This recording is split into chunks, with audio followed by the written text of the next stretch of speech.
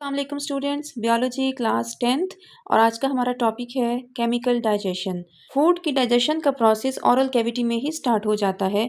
हमारी ऑरल कैविटी में जिसमें माउथ में टंग, टीथ और जॉस प्रेजेंट हैं। दो तरह के स्लाइवरी एंजाइम्स सिक्रीट होते हैं, अमाइलेज एंड लाइपेज। अमाइलेज जो है वो स्टार्च को ब्रेक डाउन करता है और लाइपेज ट्राइग्लिसराइड्स को ब्रेक डाउन करके सिंपलर फॉर्म में फैटी एसिड्स में लेकर आता है।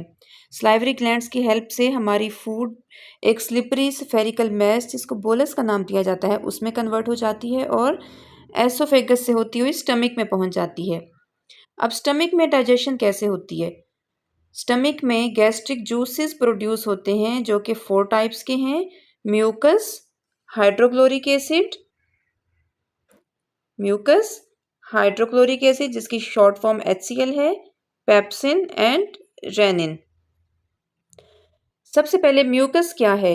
म्यूकस स्टमक की जो इनर वॉल्स हैं उनके ऊपर एक कोटिंग है ताकि एंजाइम्स स्टमक की इनर वॉल को ही ना डाइजेस्ट करना स्टार्ट कर दें। उसके बाद HCl का क्या फंक्शन है? HCl गैस्ट्रिक जूस है जो कि स्टमक खुद सक्रीट करता है, प्रोड्यूस करता है। सबसे पहले HCl सलाइवरी ग्लैंड्स के एक्शंस को स्टॉप करता है। उसके बाद ये एंजाइम्स को, जो इनएक्टिव एंजाइम्स हैं, उनको एक्टिव फॉर्म में लेकर आता है। और नंबर 3 और इम्पॉर्टेंट रोल क्या है HCl का कि ये माइक्रो ऑर्गेनिजम्स को किल करता है।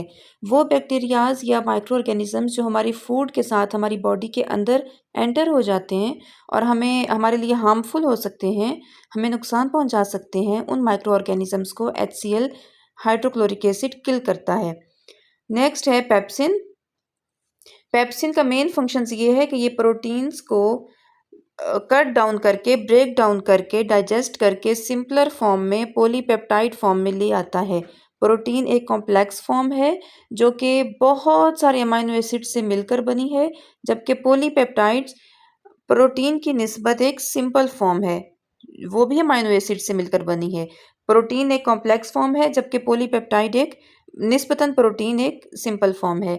तो पेप्सिन क्या काम करता है, उसका फंक्शन क्या है कि वो प्रोटीन को डाइजेस्ट करके, उसको ब्रेक डाउन करके पॉलीपेप्टाइड फॉर्म में ले आता है। नेक्स्ट है रेनिन। रेनिन वो गैस्ट्रिक जूस है जो स्टमक प्रोड्यूस करता है, जो कि सिर्फ बच्चों में प्रोड्यूस होता है, बच्चों में सक्रीट होता है और ये सिर्फ मिल्क को, यानी कि जो दूध में प्रोटीन प्रेजेंट होता है, सिर्फ उसको डाइजेस्ट करता है। स्टमक में आकर जब प्रोटीन भी सिंपलर फॉर्म में आ जाती हैं, स्टार्च की भी ब्रेक डाउन हो जाती है और डिफरेंट गैस्ट्रिक जूसेस की प्रोडक्शन से फूड एक सोपी मिक्सचर में कन्वर्ट हो जाता है जिसको काइम कहा जाता है। इसको हम कैसे प्रोनाउंस करेंगे? काइम।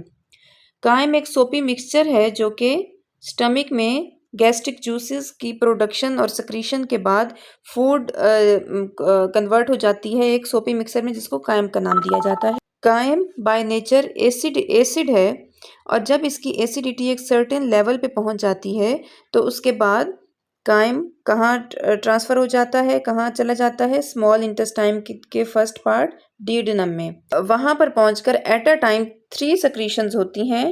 गाल ब्लेडर सक्रीट करता है बाइल को, बाइल की सक्रीशन होती है। पेंक्रियास से पेंक्रियाटिक जूस की सक्रीशन होती है और इंटेस्टाइनल ग्लैंड से इंटेस्टाइनल जूस की सक्रीशन होती है। 3 सक्रीशंस होती हैं, बाइल सक्रीट होता है, पेंक्रियाटिक जूस सक्रीट होता है और इंटेस्टाइनल जूस सक्रीट होता है। बाइल का फंक्शन ये है, बाइल को हमने अपने लास्ट लेक्चर में स्टडी किया था। बाइल का फंक्शन ये है कि ये फैट्स को डाइजेस्ट करता है, फैट्स को ब्रेक डाउन करके स्मॉल छोटे ड्रॉपलेट्स की फॉर्म में ले आता है, जिसको इमलियन का नाम दिया जाता है।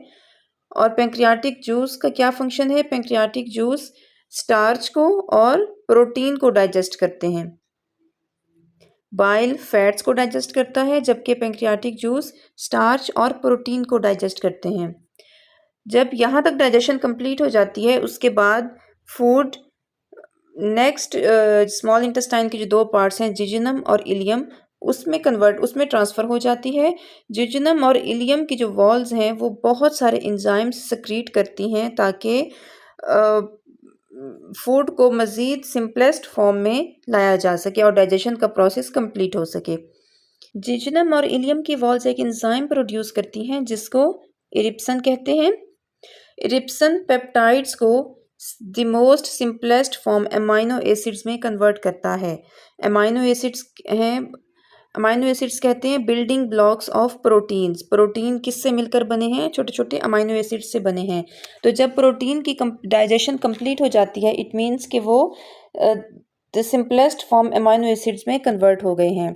यहाँ पर स्मॉल इंटेस्टाइन के जो लास्ट पार्ट है इलियम, यहाँ पर डाइजेशन का प्रोसेस कंप्लीट होता है और उसके बाद स्टार्ट होता है एब्जॉर्प्शन का process. Absorption in the small intestine.